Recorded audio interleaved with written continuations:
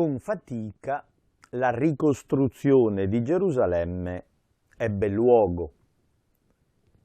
5 anni dopo la predicazione di Ageo e di Zaccaria, cioè nel 515, il Tempio venne inaugurato, solennemente consacrato, e negli anni seguenti venne completata la ricostruzione, almeno parziale, di Gerusalemme e poté riprendere la vita come era stata prima dell'esilio. Zorobabele, erede al trono, non ebbe fortuna, non sappiamo nulla della sua sorte. Di fatto non si ebbe una ripresa del ruolo politico e dominante della casa di Davide. Gli unici responsabili del gruppo degli israeliti rimpatriati furono i sacerdoti, guidati dal sommo sacerdote, cioè il primogenito della famiglia di Sadoc.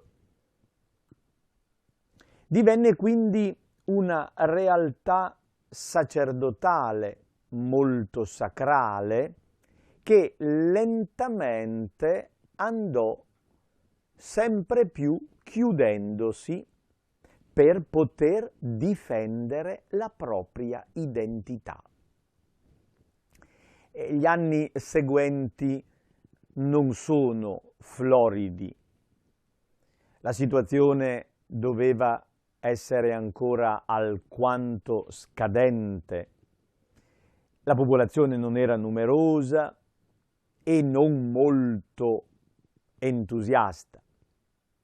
La maggior parte degli ebrei deportati in Babilonia rimase in Babilonia e molti che avevano fatto carriera, erano diventati ricchi e potenti nell'impero persiano, sentirono il desiderio di aiutare la povera Gerusalemme, che nell'immediato post-esilio era una piccola realtà con un grande significato teologico, ma nella concretezza era davvero poca cosa.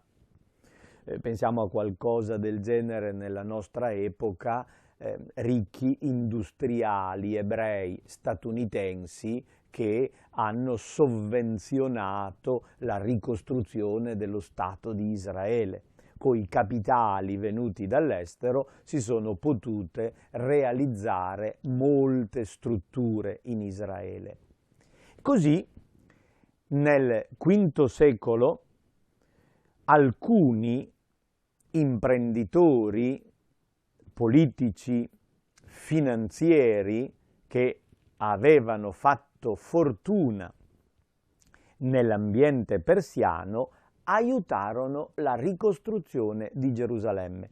Il nome più importante da ricordare a questo proposito è quello di Neemia, che diventa governatore di Gerusalemme a metà del V secolo, proprio con mandato ufficiale dell'imperatore persiano, con un contributo economico notevole, può ricostruire le mura di Gerusalemme. Con la costruzione della cinta muraria, la città diventa di nuovo una città seria e importante. Viene aumentata la popolazione, viene terminata la ricostruzione, viene organizzata la vita civile e religiosa. Accanto a Neemia, un altro personaggio importante è lo scriba Esdra. Lui rappresenta l'aspetto religioso, la cultura, la tradizione, l'osservanza delle norme legali. Esdra dà una impostazione forte alla comunità, forte da un punto di vista religioso.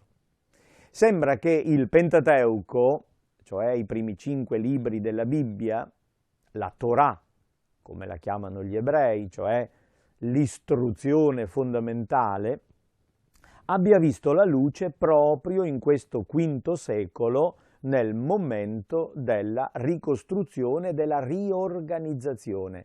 Esdra rappresenta un po' il punto di arrivo della tradizione che era cominciata con Mosè.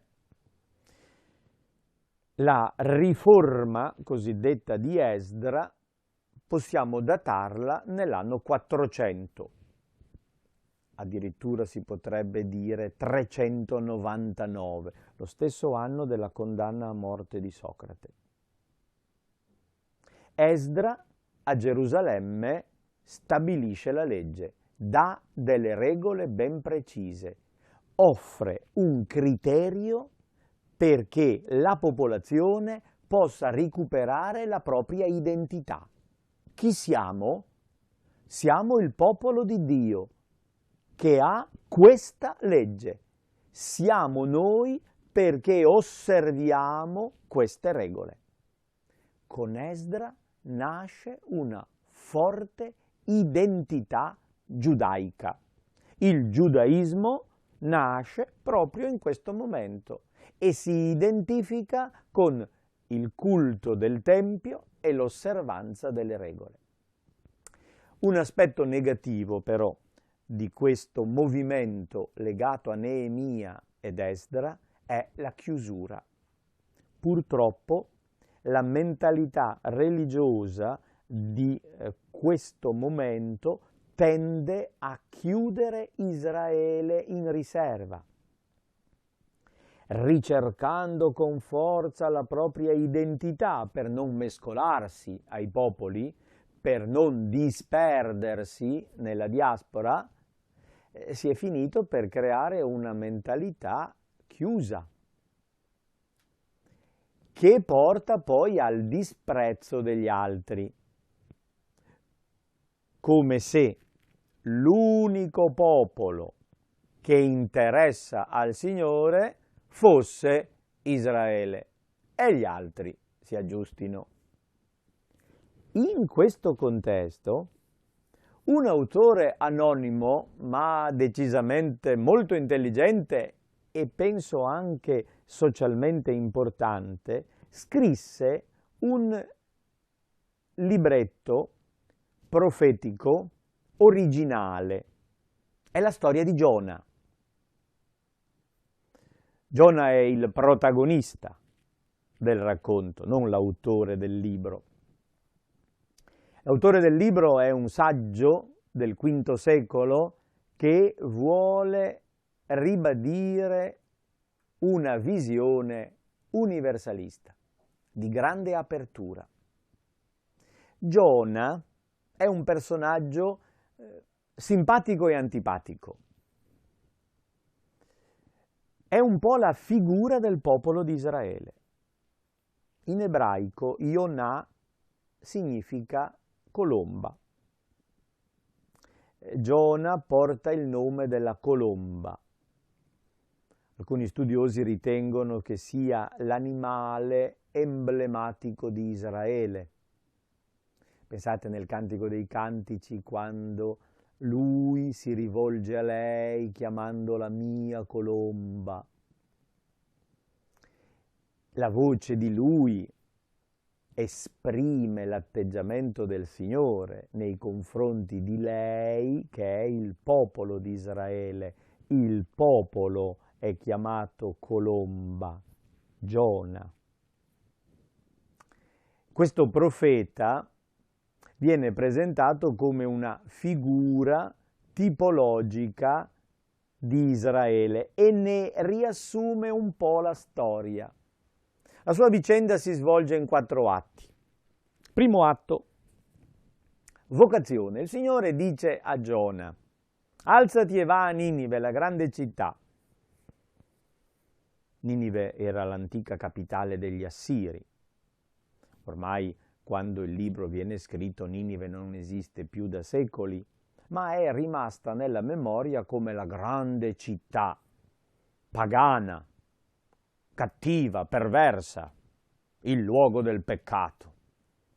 Giona viene chiamato da Dio per andare a predicare la conversione a Ninive, non una risposta. Giona si alzò e andò dalla parte opposta. Ninive è a est, Giona si imbarcò per andare a ovest, nel Far West, nel lontano occidente. Per l'antico Israele il lontano occidente è Tarsis, le coste della Spagna. Prende una nave e va verso l'occidente. Disobbediente. Giona, senza rispondere una parola al Signore, fa esattamente il contrario. Non obbedisce, fa di testa propria. Ma la nave incappa in un grande temporale. Il Signore sollevò quella tempesta. I marinai pregano, ognuno il proprio Dio, perché la popolazione della nave è estremamente eterogenea. Giona dorme. In fondo alla nave, a rimosso, è fuori dal mondo. Lo svegliano,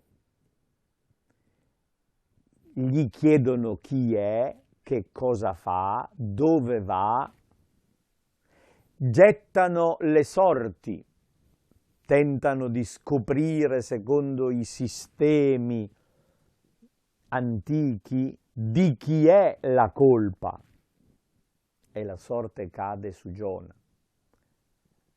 Vengono a sapere allora che è lui il responsabile e lui ammette: sì, fuggo dal Signore. E cosa possiamo fare per risolvere il problema? Gettarlo in mare. Gettato in mare Giona, la tempesta si placa. Il profeta disobbediente rovina il mondo. È lui il responsabile del male, della tempesta che prende la barca su cui sono tutti gli uomini. Lui, chiamato dal Signore a salvare, diventa un portatore di disgrazia. Buttato in fondo al mare, Giona potrebbe morire. E invece no. Secondo atto. Il Signore comanda ad un mostro caotico, al grande pesce, l'immagine del caos primordiale, di inghiottire Giona. Non è una balena, non è neanche il pesce cane di Collodi, è semplicemente una figura simbolica del male, del mondo infero, in fondo al mare. C'è questo mostro che inghiotte il profeta. Ma dal ventre del pesce Giona prega. Ecco il secondo atto. Giona riconosce il proprio sbaglio, alza a Dio la sua preghiera, la sua supplica, chiede perdono e salvezza. E così inizia il terzo atto. Il Signore ascolta la preghiera e comanda al pesce di sputare Giona sulla spiaggia. E Giona si ritrova esattamente nel punto di partenza. Il suo lungo viaggio controcorrente per andare dalla parte opposta dove lo mandava il Signore è fallito. La disobbedienza rovina, la disobbedienza porta al fallimento. Il cambiamento di situazione si ha nel momento della conversione. È una inversione a U. Ha cambiato direzione, ha capito di avere sbagliato e chiede al Signore l'aiuto. E il Signore concede. Il caos non domina più la vita di Giona. Si ritrova sulla spiaggia. E tutto ricomincia come nella prima scena. Il Signore disse a Giona: va a Ninive, la grande città, e predica penitenza e conversione. L'hai capito tu sulla tua pelle? Adesso annuncialo anche a Ninive. Questa volta Giona è obbediente, si muove, raggiunge la grande capitale, Ninive, e inizia la predicazione. Ancora 40 giorni e Ninive sarà distrutta. È diventato un punto di riferimento anche letterario per la futura predicazione. Giona come predicatore di penitenza. I 40 giorni minacciati da Giona rientrano in quel modello letterario del 40 come tempo penitenziale nel deserto di digiuno fino alla nostra Quaresima.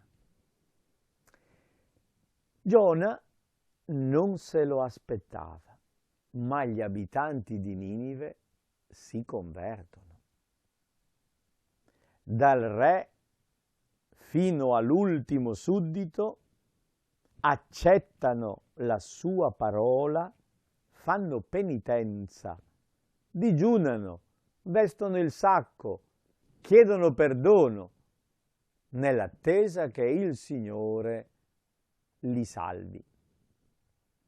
E questo è un altro passaggio paradossale con cui il saggio narratore mostra la possibilità che gli stranieri si convertano. Il re di Ninive è per antonomasia il cattivo, l'uomo perverso, il peggiore che ci possa essere. Alla predicazione del profeta, un uomo del genere cambia, accetta quella parola e dice agli altri, ai suoi sudditi, di fare altrettanto. Giona dovrebbe essere contento che gli stranieri, i peccatori, si sono convertiti. E invece no. Il quarto atto è il più paradossale. Ritorna tutta l'attenzione su Giona, perché Giona rappresenta Israele, rappresenta la profezia, rappresenta le persone vicine al Signore. E il quarto atto, che coincide col quarto capitolo del libro, mette in scena la rabbia di Giona, la sua delusione, la sua amarezza. Profeta obbediente, ha avuto successo, dovrebbe essere contento. Invece no, è triste, demoralizzato, offeso, perché nella sua testa c'era l'idea che Dio avrebbe dovuto distruggere quei peccatori. E difatti lo dice: non sono andato la prima volta perché so che tu perdoni. Avrebbe avuto molto più gusto se il Signore avesse fulminato Ninive. E invece quella gente accetta, cambia e il Signore perdona. Il profeta di Dio si offende.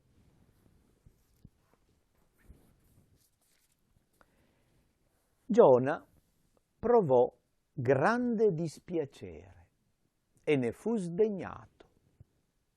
Pregò il Signore: Signore, non era forse questo che dicevo quando ero nel mio paese? Per questo motivo mi affrettai a fuggire a Tarsis, perché so che tu sei un Dio misericordioso e pietoso, lento all'ira, di grande amore, e che ti ravvedi riguardo al male minacciato. Or dunque, Signore, toglimi la vita, perché meglio è per me morire che vivere. Addirittura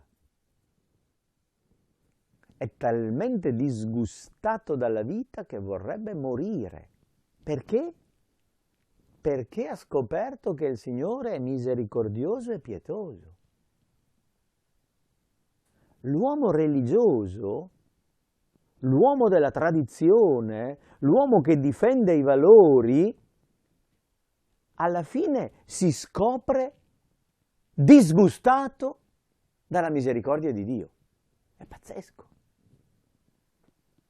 Eppure è tragicamente vero. Ci sono delle persone che si impancano paladini della verità e non si accorgono di andare contro Dio, di avere degli atteggiamenti, dei sentimenti che sono opposti a quelli di Dio. Vogliono essere i difensori della verità di Dio e sono disgustati da Dio stesso e combattono contro di Lui. Il Signore gli disse: ti sembra giusto essere sdegnato così? Giona uscì dalla città, sostò a oriente di essa, si fece una capanna e vi si sedette dentro all'ombra in attesa di vedere ciò che sarebbe avvenuto nella città. Ancora non ci crede che non venga distrutta.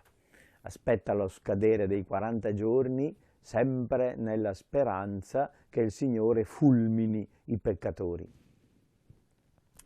Il Signore Dio fece crescere una pianta di ricino sopra Giona per fare ombra sulla sua testa e liberarlo dal suo male.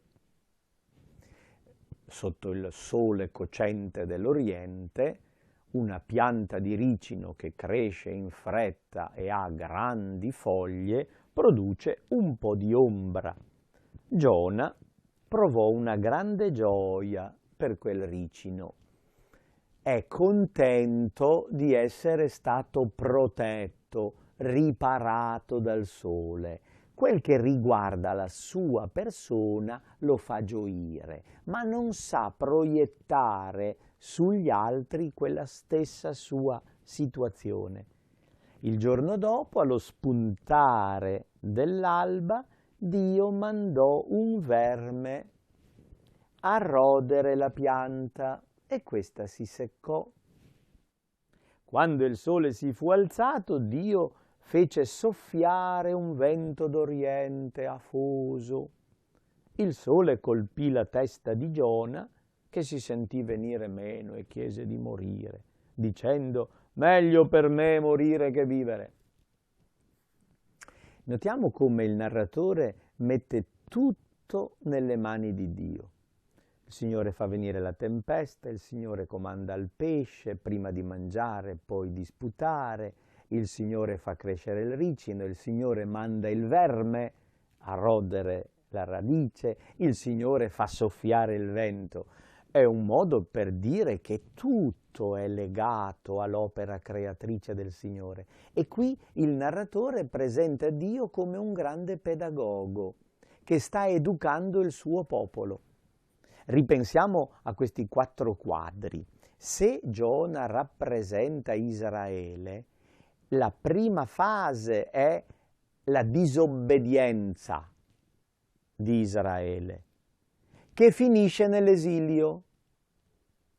Il naufragio e il mostro del caos rappresentano l'esilio in Babilonia. Sembrava tutto finito, inghiottito dal mostro. Invece il Signore comandò e il mostro sputò e Israele ricominciò dopo l'esilio.